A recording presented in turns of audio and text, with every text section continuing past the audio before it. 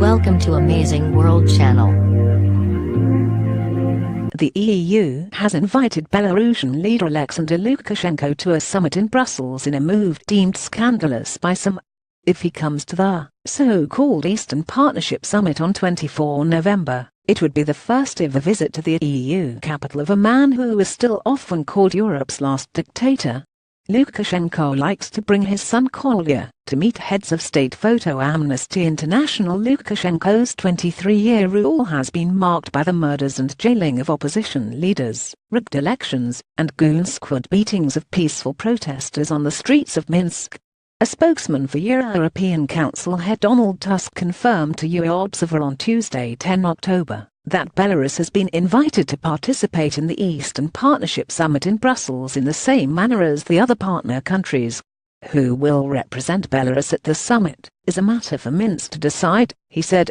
The summits, which take place every 2 years, are designed to build closer relations with Armenia, Azerbaijan, Belarus, Georgia, Moldova, and Ukraine. Belarus, a close ally of Russia, normally attends at the level of its foreign minister. But an EU official noted that Europe lifted its visa ban on Lukashenko and 169 other Belarusians in February. The official said this was done against the background of steps taken by Belarus over the preceding 2 years that contributed to improving EU-Belarus relations. They said Lukashenko had freed political prisoners, did not beat up anyone during the last elections, and had resumed EU human rights talks. Further development of relations between the EU and Belarus will depend on Belarus taking further tangible steps in strengthening democracy and human rights, the official said. In due time, speaking the same day, Belarus Foreign Minister Vladimir Mackay said Lukashenko would decide in due time whether to come to Brussels, but that he first expected high-ranking EU officials to come and see him in Minsk. The Belarusian embassy in Brussels also told Observer that EU relations were getting better. But Tusk's invitation was immediately dubbed scandalous by Petras Ostravicius, a Lithuanian MEP. Ostravicius, who has worked closely with the Belarusian opposition for 2 decades, said activists, who still face temporary detentions, house arrests, and other forms of harassment, would feel demoralized by the EU's red carpet treatment. The opposition will no longer have an argument why they are fighting against his regime when he is being welcomed in the EU capital, the MEP said. An EU diplomat also voiced concern that, if the Belarusian dictator came, he would steal attention from other leaders, from Georgia, Moldova, and Ukraine, who really do want to align with the EU. The whole summit would turn into a Lukashenko show, he said. Other commentators took a more geopolitical view, however. Minsk-Moscow axis Anders Fogh Rasmussen, a former Danish leader and NATO head, who now advises the Ukrainian president, said dialogue with Lukashenko could be beneficial for Europe, because it could weaken the Minsk-Moscow axis. The future of his Lukashenko's relationship with Moscow is not at all clear at this stage, he told Observer on Tuesday. His visit to Brussels couldn't do any harm.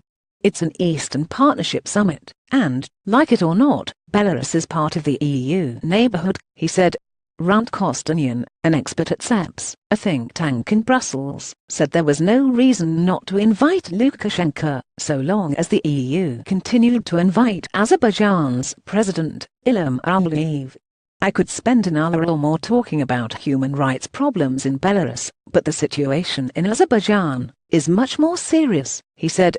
In Azerbaijan, you get years in jail for being in the opposition, but in Belarus, these days, you get a few days, he said.